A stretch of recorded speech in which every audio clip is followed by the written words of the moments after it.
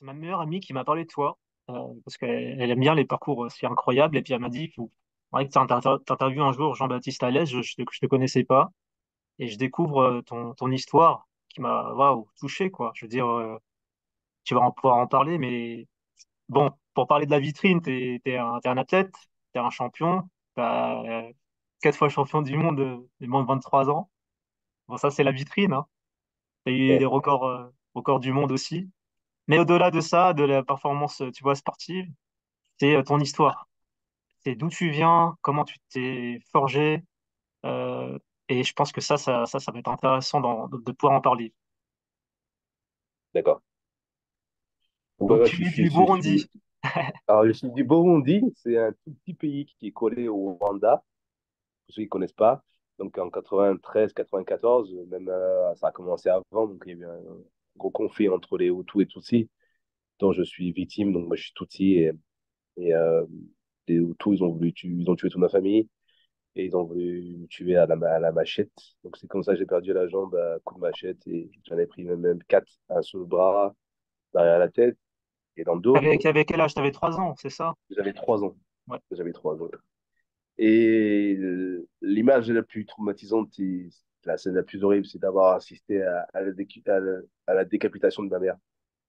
Et ça a été très très chaud à grandir avec ça parce que ben, ma mère et moi, on était très proches. Et puis j'ai dû connaître la mort aussi parce que j'ai fait une hémorragie à cause du fait que j'ai pris beaucoup de coups de machette.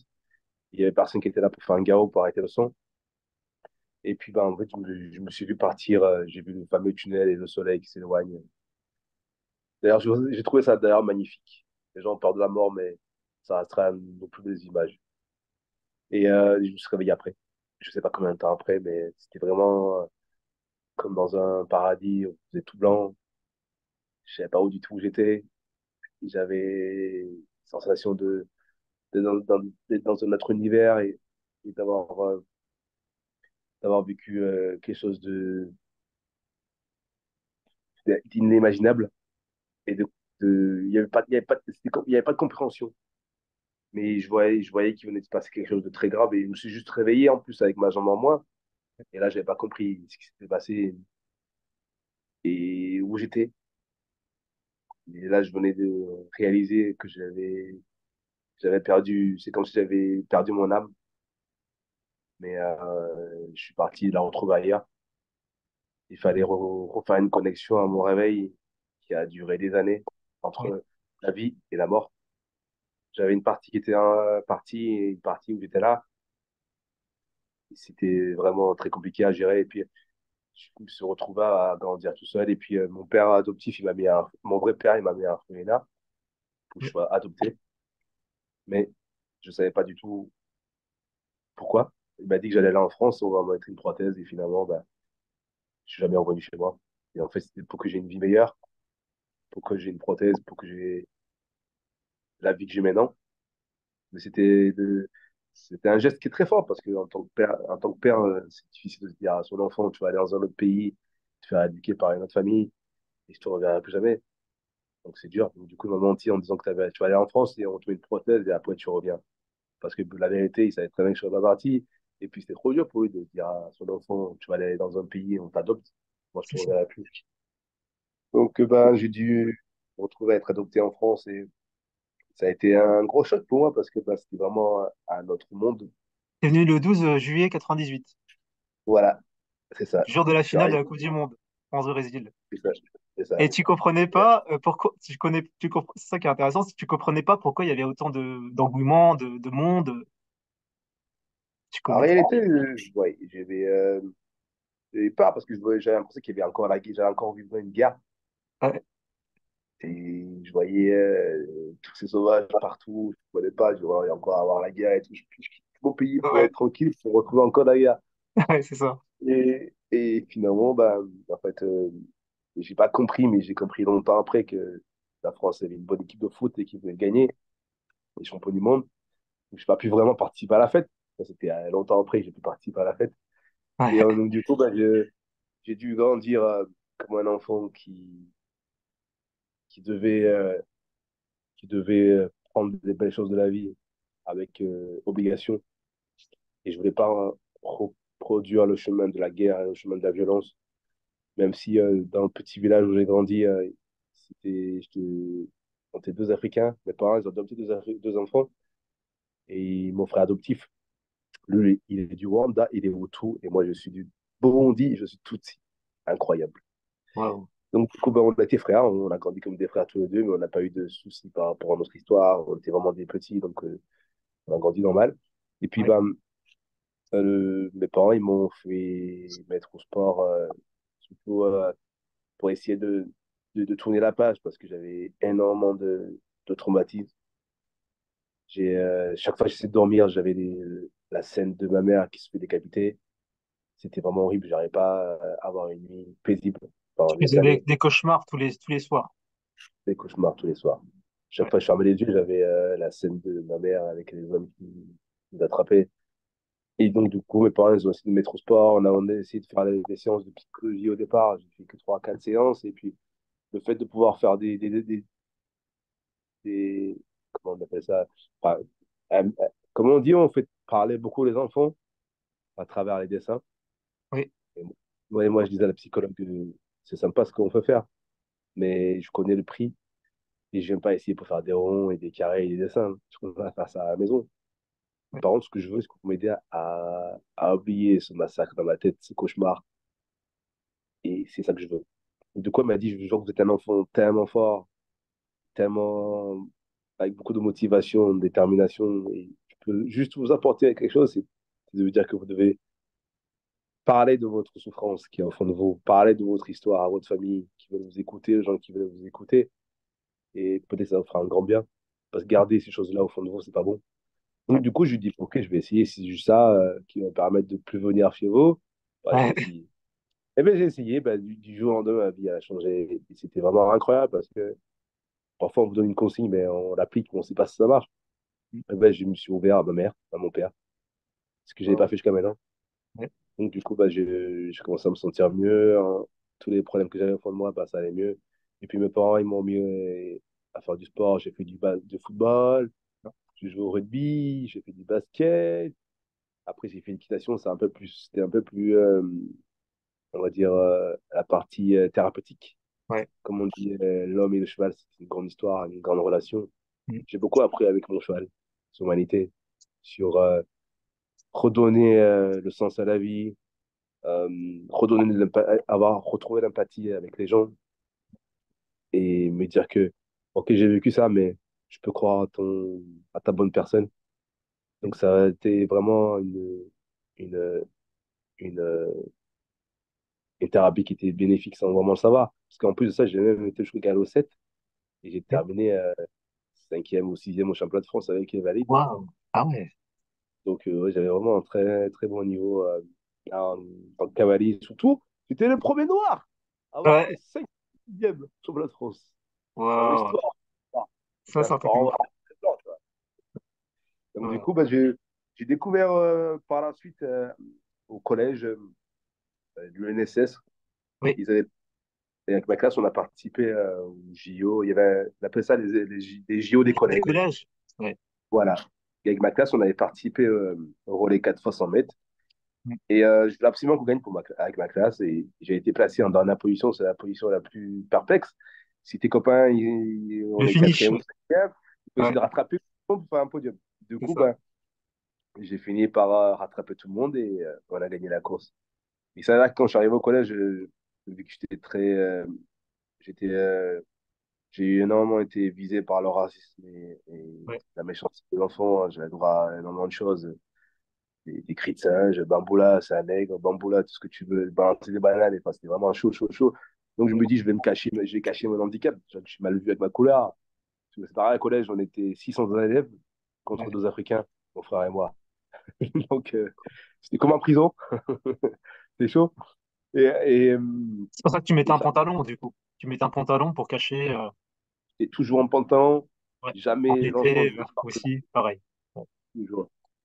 Et donc, du coup, bah, avec ma classe, on a fini par gagner. Et j'ai ramené la coupe.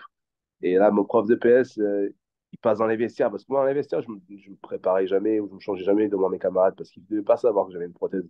Ouais. C'était du cinéma, quoi. C'était une scène. Et du coup, mon prof, il arrive, il me voit sous une jambe en train de sauter, parce qu'après la douche, je me douche sous une jambe. Ouais. Et après la douche, bah, le prof de PS, il passe à côté.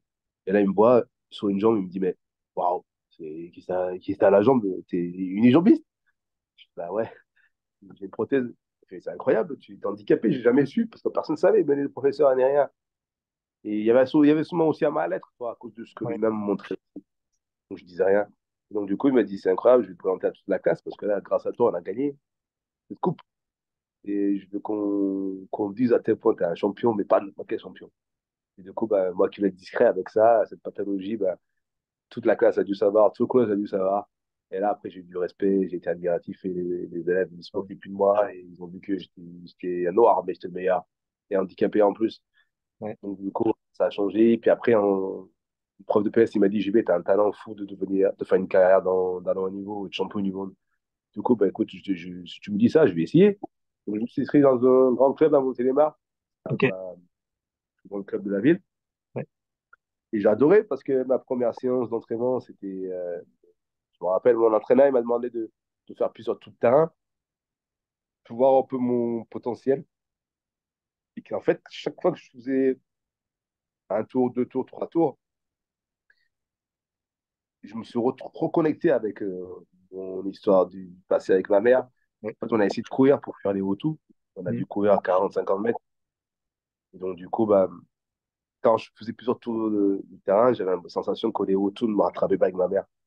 Donc, du coup, je courais jusqu'à avoir fait énormément de tours. Carrément, Ouais. le coach, mais t'es talentueux, t'es fort pour une personne qui vient de commencer.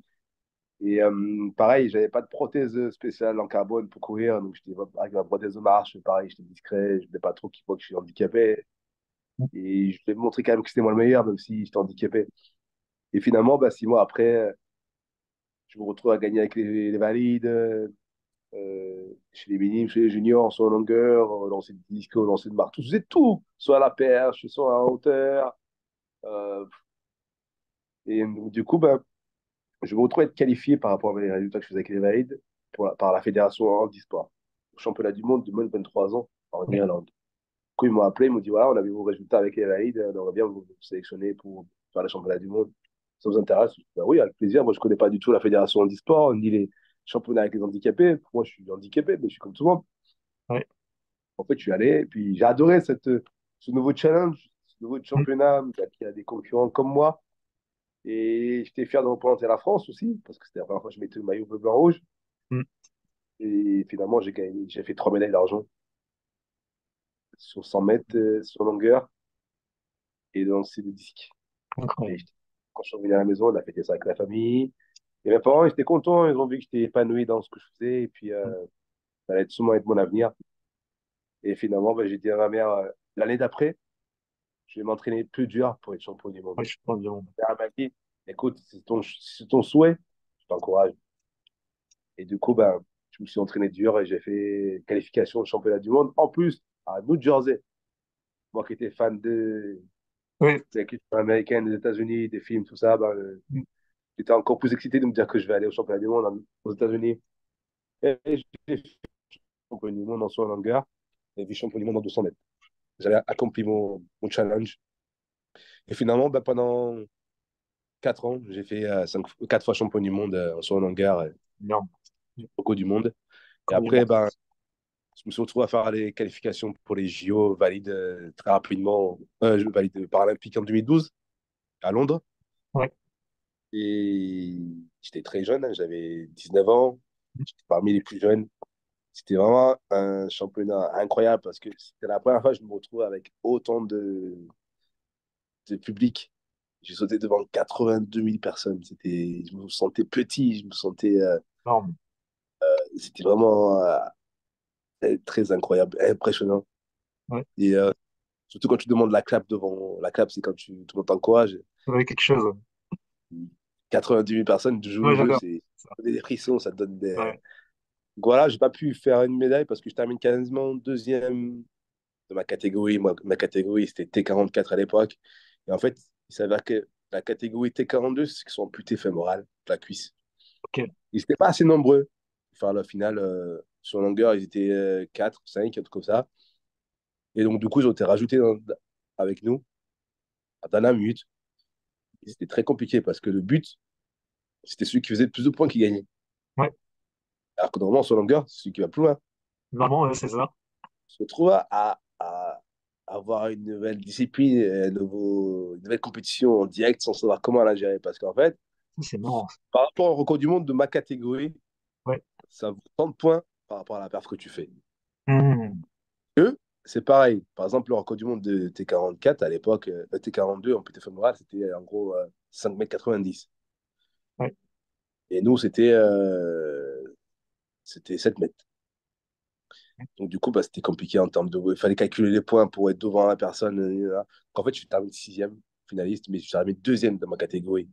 J'aurais fait médaille d'argent. Ouais. Mais après, de ce que je retiens le plus, c'est pas avoir eu la médaille, Hmm. c'est cette expérience humainement incroyable de dire que j'ai fait les Jeux avec le monde entier, Ça, des c'est athlètes de tous les pays. J'ai même vu le Burundi, j'ai même vu le Rwanda, des concurrents qui ont vécu le génocide aussi.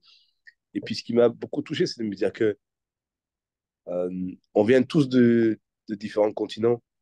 hmm, Certains, ils sont à la guerre dans leur pays. Mais nous, en tant qu'athlètes de haut niveau, on a un but, c'est de venir décrocher la médaille pour notre pays. Et on n'a jamais de soucis, on est tous mélangés. Il n'y avait pas les Noirs de l'autre, les Blancs de l'autre, les Juifs de l'autre, les Arabes de l'autre, les Tutsis de l'autre, les Hutus de l'autre. Non, c'était vraiment une cohésion et un partage, un échange, mais vraiment incroyable. J'ai beaucoup appris sur cette vie, parce que je me suis finalement dit que si nous, on arrive à vivre ensemble en tant qu'athlètes, peu importe nos coutumes et nos origines, eh ben, c'est que tout le monde entier peut vivre ensemble. Le monde entier peut arrêter ses conneries, peut arrêter ses merdes. Ce que j'ai vécu, par exemple, hmm, c'est que politique, c'est business. hmm. Donc, du coup, ben, ça m'a beaucoup touché, en fait, de me dire que finalement, peu importe qui tu es, on peut tous avoir une rivalité différente de celle que j'ai connue, par exemple, la guerre, ce qui est Ouais. moche. Et ça m'a vraiment touché parce que, tu sais, quand on est petit, on est jeune, on ne se rend pas trop compte sur l'humanité. Moi, C'est j'ai ça. vécu énormément de choses, mais à cet âge-là, j'étais très jeune pour comprendre pourquoi et comment j'ai vécu ça. Et c'est avec les JO de Londres que j'ai compris sur l'humanité. Et je suis revenu à la maison avec énormément de souvenirs et je voulais m'entraîner encore plus dur pour me dire que je veux gagner cette médaille des JO parce que c'est incroyable. Les JO, c'est quelque chose de. Je souhaite à tous les sportifs ou non sportifs de assister ou de participer au moins une fois dans sa vie. Participer, ouais.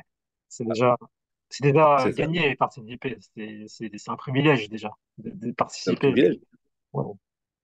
On essaye tous, un jour ou l'autre, de participer aux JO, mais on ne sait pas si on va y arriver. Par exemple, je donne un exemple comme un champion comme Stéphane Diagana, Ouais. il n'a jamais fait les JO.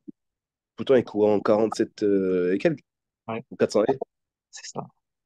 parce que ben, chaque année, il se blessait, l'année des JO, et c'est pas simple. Et surtout que on sait pas ce que l'avenir nous réserve. On essaie de rester en forme, on essaie de faire notre taf, mais si notre corps il décide de ne plus être là le jour J, ben, c'est lui qui décide. Donc c'est pour ça que ben, c'est très dur. Mais quand on arrive, c'est un sentiment d'avoir réussi. Et puis ben, c'est pour ça qu'en 2013, ben, j'ai eu un déclic de retourner chez moi dans mon pays. Parce que ben, j'ai envie de réaliser quelque chose d'incroyable. J'avais dit à mes parents, je voulais d'abord retourner en pays quand je serais devenu quelqu'un, par exemple, quand j'aurais fait quelque chose d'incroyable. Et finalement, ben, j'étais prêt et j'avais réalisé quelque chose d'incroyable au JO. Et puis, le monde entier m'a énormément soutenu par rapport à mon histoire et de voir ce que je suis devenu. Et donc, je suis retourné pour découvrir mon histoire. J'avais été suivi notamment par 7 à 8, pour ceux qui veulent, ils veulent le voir sur YouTube. C'est Jean-Baptiste Alès. En plus, le titre, c'était Retour à la vie. Et donc, c'était vraiment un retour très inspirant parce que ben, toutes les histoires, les images que j'avais en tête avec mon passé, c'était vraiment ce que j'avais en tête parce que là-bas, on m'a raconté, on m'a montré. Et puis, j'ai pu éclaircir ma situation avec le pourquoi mon père il m'a abandonné. Parce que pour moi, j'ai vu ça comme un abandon pendant des années, Ouais. mon vrai père. Et puis, bah, j'ai pu découvrir que ce qu'il voulait, mon père, c'était vraiment un sacrifice pour que j'ai une vie meilleure, une vie comme j'ai maintenant. Donc, bah, j'ai pu grandir après ça, après ce long voyage. Et puis, il y avait ma mère aussi adoptive, qui n'avait jamais été dans mon pays parce que pendant l'adoption, c'est que mon père qui était venu parce que c'était trop la merde. L'orphelinat, ils avaient dit à mon père, si vous voulez votre enfant, venez, mais on vous garantit pas que vous allez pouvoir rentrer avec lui. Tellement c'était chaud, c'était conflit. Donc mon père, il est venu, il a accepté la mission. Mais ma mère, elle n'avait jamais mis les pieds dans mon pays. Donc elle est venue en 2013, elle m'a suivi, puis elle était très choquée émotionnellement de savoir que son enfant vient de loin, et il a vécu ça. Et comme on dit, la mère, elle protégera toujours son enfant. Donc, en tant que maman, savoir que son enfant a vécu ça, c'est dur. Mais c'était vraiment un voyage humainement très fort pour ma mère aussi. Et puis, ça a permis de savoir qui est son fils. Et donc, voilà, finalement, bah, j'ai fini par me dire que ma vie, c'est ça, mon passé, c'est ça. Aujourd'hui, ben, je veux devenir une meilleure personne. J'ai pas envie de tomber dans les problèmes. Je veux une vie paisible. Je veux un destin où j'aurai tout ce que je souhaite. C'est quoi ton Et message, Jean-Baptiste, pour les jeunes? Est-ce que tu as un message pour eux? aujourd'hui, avec la chance et mon histoire, dont je n'ai zéro regret, dont j'ai appris à grandir avec et vivre avec, ce que je peux donner comme message à tout le monde, c'est surtout les jeunes qui ont du mal à croire en soi et qui se mettent eux-mêmes dans des problèmes alors qu'il y a toujours une solution. C'est de dire que il est possible de réussir dans ton projet. Peu importe qui tu es, ce que tu as vécu, d'où tu viens, seul, ta volonté fera le travail. Mais c'est toi et ta conscience. Personne ne te la fera. Moi, j'ai dû faire tout seul, avec les gens qui voulaient m'entourer. Mais c'était le premier challenge, c'était ma motivation. Et de me dire, par rapport à certains, ce qu'ils vont te dire, par exemple, moi, quand j'étais au collège, les gens disaient toujours, je serais un bon à rien, les professeurs surtout. Je serais un bon à rien, je serais un délinquant. Euh, je ne voulais pas, dans ma tête, me dire qu'ils ont raison. Je voulais prouver que c'est possible. 25 ans après, j'ai écrit un livre sur ma vie, Jean-Baptiste Alès, de l'enfer à la lumière. Et la prof de français qui disait que je serais un bon à rien, elle est venue à ma séance de dédicace. Waouh! Monsieur Du Alès, coup, je suis très fier de vous et très honoré de vous avoir eu en tant qu'élève. Moi, dans ma tête, je me rappelle de ce que tu me disais, ouais. mais je suis resté patriote et avec de l'empathie, j'ai mis dans mon livre. Merci beaucoup d'avoir cru en moi. Grâce à vous, j'ai pu devenir cet homme-là. Elle a compris et j'ai signé. Gros bisous. Mais je voulais pas être rancunier, je voulais pas être Oui, méchant, mais je lui ai montré qu'elle a eu tort. ouais, C'est mon patron. J'ai réussi à faire des choses que même toi, en tant que prof, tu n'as jamais fait et tu ne feras jamais dans ta vie. c'est marrant. Donc c'est Ça, pour ça que je dis à c'est tous, croyez en vous parce que personne d'autre le fera à votre place. Si vous croyez en vous, pas que les jeunes, si vous croyez en vous, tout se passera bien. Mais n'ayez pas peur de l'échec, n'ayez pas peur de la chute, parce que ça, c'est bon. Tomber, se relever, ça fait partie de la vie. Ça, je le répète depuis que je suis né, il faut savoir tomber, il faut savoir toucher le fond. Moi, je touchais le fond par obligation, mais après ça, je vais les remonter. C'est comme exemple, j'étais qualifié pour les JO de Tokyo avec l'équipe de France. J'étais troisième ou quatrième au bilan mondial. le Je réalisais niveau. la meilleure toute ma carrière. Ouais. Eh ben, le 6 juillet, la liste elle est sortie. J'étais pas dedans. J'ai appris par les médias, comme quoi j'allais pas au JO. J'avais signé tous les contrats avec les sponsors. J'avais des documentaires sur Netflix qui Ah, s'appellent comme des ouais, sorti un livre. Le monde entier m'attendait. Et moi, je voulais écrire mon histoire, montrer que tout est possible. Je me suis entraîné depuis 5 ans. J'étais parti à Miami pour faire tout ce qui manquait, tout ce que j'avais besoin. Et si j'étais parti au JO de Paris, Tokyo, j'aurais même fait médaille d'argent. ouais. Malheureusement, je n'ai pas été pris. Mais après ça, je me dis, certains hommes, certaines personnes me détestent par rapport à qui je suis devenu, par rapport à mon histoire. Et ils ont tout fait pour moi, pas me qualifier au JO, pas m'emmener. J'étais qualifié, mais ils ont tout fait pour m'emmener. Ils ont dit dire oui, tu n'as pas de chance de faire une médaille pour être qualifié. Mais je suis tombé tellement de haut. Ouais. Ça m'a mis 4 mois, 5 mois. je suis tombé dans la dépression, dans l'alcool, tout ce que tu veux. Et c'était tout ce qui a été mis en place depuis 5 ans, ça s'est écroulé à cause de certains hommes, certaines personnes. J'ai carrément comparé avec le génocide. Ouais. Oui, c'est un Mais bon. je me dis, qu'est-ce que tu veux, JB? Ouais. Ok, ces hommes-là, ils t'ont fait tomber, t'as tout perdu. Je me souviens avoir perdu tous mes sponsors, avoir tout perdu. J'étais plus l'athlète de Netflix, j'étais plus si, j'étais plus rien. Tout ce que j'avais monté, tout s'est écroulé. Et je me dis, bon, est-ce que tu sais d'où tu viens? Ce que tu as vécu? J'en ai longtemps voulu à mon passé. Et je sais qu'aujourd'hui, le fait d'avoir été rescapé de la guerre civile du Rwanda, dont, et du Burundi, dont nous ne sommes pas du tout coupables, et je sais que c'est à cause de François Mitterrand et la BNP, et beaucoup de pays. Et moi, je l'ai longtemps voulu à mon pays, alors qu'en fait, en réalité, c'est pas à eux, je dois en vouloir. Ouais. Aujourd'hui, j'en veux plus à la France pour ce qu'ils ont fait à Puis, mon ouais, passé, ce qu'ils ont fait en tant qu'athlète de haut niveau. Donc aujourd'hui, je veux faire une revanche. La revanche, c'est de représenter le Burundi à Paris. Et je veux faire cette putain de médaille. et J'ai tu vas dit à tout le gagner. monde Ouais. que je ne quitterai pas la piste tant Ouais. que je n'aurai pas. Et quitte Ça, à me c'est péter l'autre magnifique. jambe, je ne quitte pas la piste tant qu'il n'y a pas cette putain de médaille. Parce que ce qu'ils ont fait là, c'est humainement dégueulasse. Et Et moi, Jean-Baptiste, aujourd'hui, je dois mon pour un chapitre final, c'est magnifique. Tu vois, tu gagnes au nom du Burundi en France. voilà. Je C'est me dis que cette magnifique. médaille, ça C'est magnifique. pourrait apporter un grand bien à notre pays parce qu'on a beaucoup souffert. Et moi, ce sera mon plus grand bonheur de me dire, Ah, tiens, merci pour tout. Et on doit être le meilleur. Nous sommes les meilleurs. Nous sommes le meilleur pays du monde. Mais si ces gens-là, ils sont chez nous, c'est parce qu'on est le meilleur pays. Et je vais montrer devant le monde entier. Beaucoup d'hommes ici en France ont voulu me faire tomber. Mais je suis là. Malheureusement, j'aurais aimé gagner pour mon pays, la France.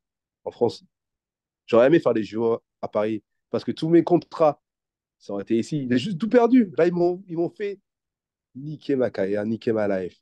Mais je sais que Dieu est grand.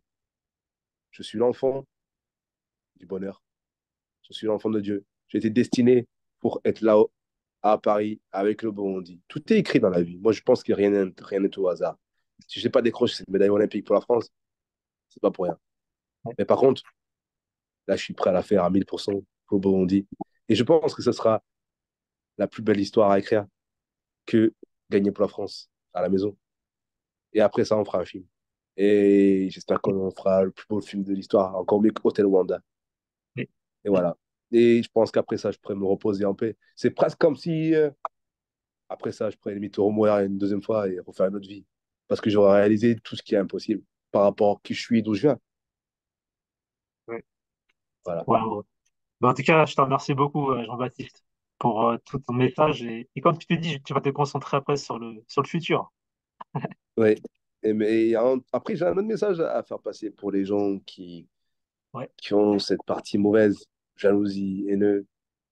Pour tous les gens qui m'écoutent, qui m'ont fait du mal ou qui ont fait du mal aux gens, c'est pas la meilleure, c'est pas la meilleure optique à avoir ou à faire de jalouser les gens. Moi, je me dis que si j'ai réussi à faire tout ça aujourd'hui, avoir réalisé tous mes rêves, c'est parce que tu m'as inspiré. Lui-même m'a inspiré.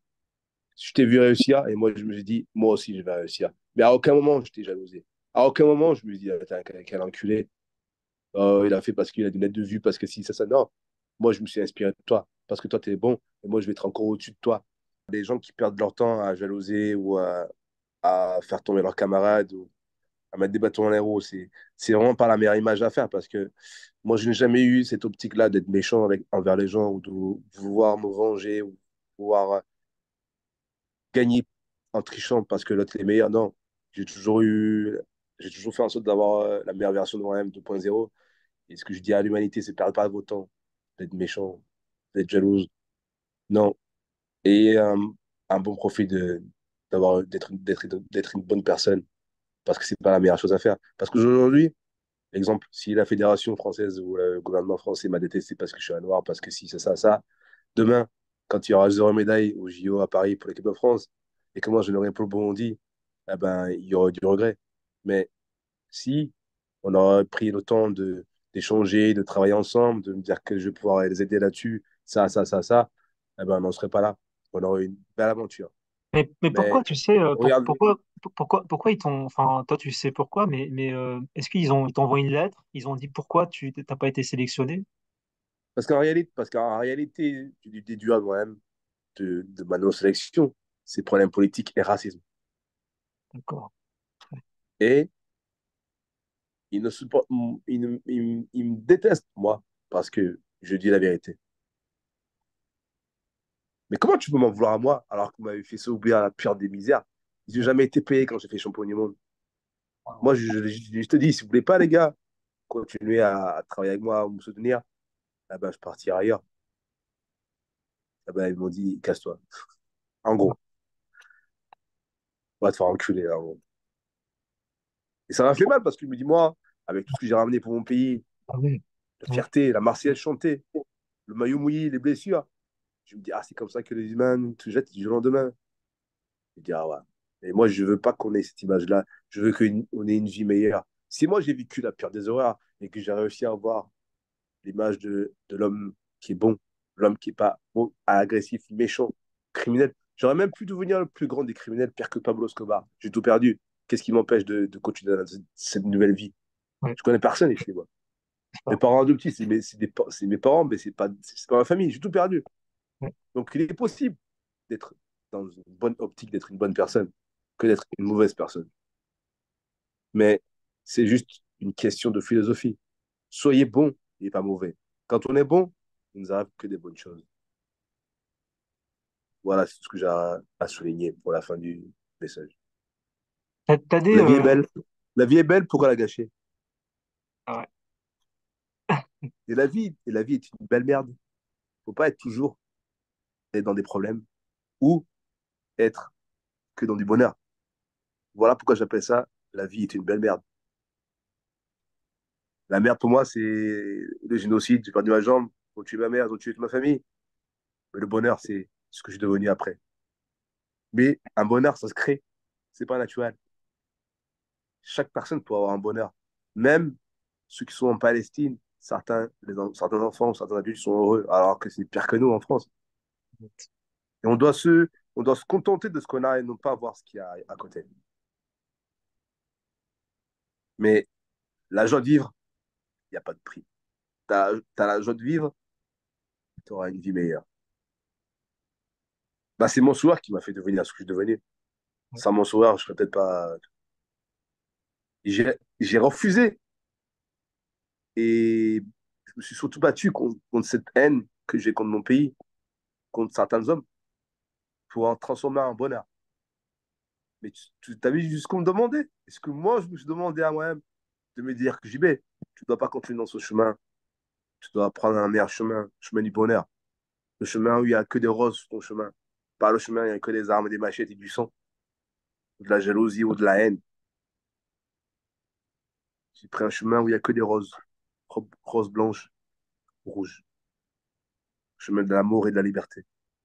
Ce qui est faux, c'est qu'on a fait un documentaire sur ta. Enfin, il y avait plusieurs athlètes, hein, j'ai vu dans le documentaire, et t'en faisais partie, mais j'ai remarqué souvent que c'est souvent les étrangers qui s'intéressent aux Français, quoi, que les Français eux-mêmes. Et malgré ça, C'est, c'est, malgré ce c'est- documentaire international, eh ben, ils t'ont quand même pas accepté, quoi, en France. Ça a été pire. Ça a C'est dingue, été ça. pire. Ah Ce ouais? documentaire, Rising Phoenix, Ouais, a magnifique. jalousé tellement de Français, tellement de personnes de ma fédération Mais ils française. devraient être Et fiers en de plus de ça. ça, Ah, tu vois, c'est limite, ils voulaient même pas que je joue dedans. Ils ont demandé à que ce soit ouais? un autre athlète qui soit dans le film. Et les Non, producteurs ont dit non, non, on veut Monsieur à l'aise, c'est son histoire qui nous intéresse, c'est pas les autres. ouais, ouais, Et ça après c'est. ça, c'était pire. J'ai reçu tellement de messages du monde entier, mais alors de la France, zéro. Je pensais même que j'allais être une superstar après ça. J'allais avoir des millions de personnes qui allaient me suivre en France. Personne. Les gens, peut-être que les gens ils préfèrent plus suivre des gens débiles, genre les gens de télé-réalité, tout, des trucs à la con, que de suivre une personne qui a de l'espoir et des messages à faire passer. Donc, du coup, je me dis, waouh, j'intéresse plus l'humanité que chez moi. Alors, en plus de ça, c'est eux qui ont fait ça.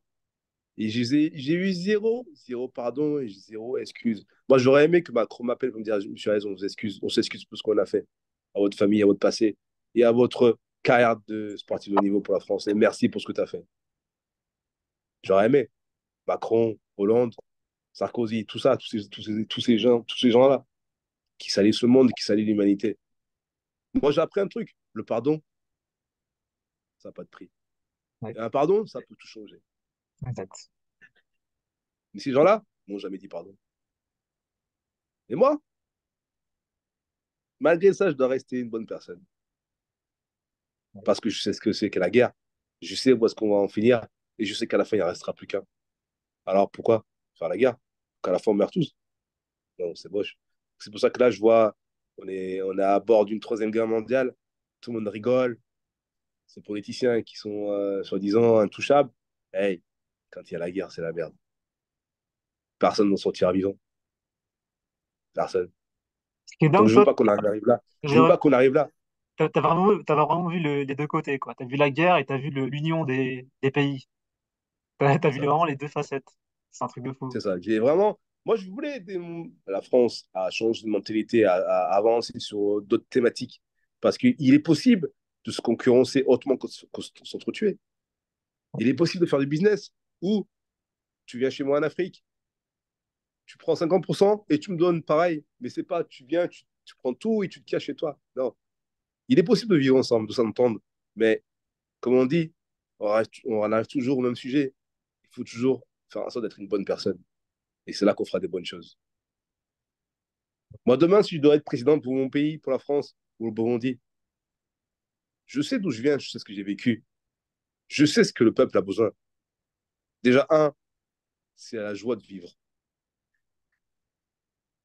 Et ça se crée. Et c'est facile à voir. Comment créer une joie de vivre? C'est déjà de un, d'arrêter de passer que des choses négatives dans les médias, à la télé, aux infos. Ouais. Là, il y a les JO, par exemple, dans 100 jours. On ne parle même pas des JO.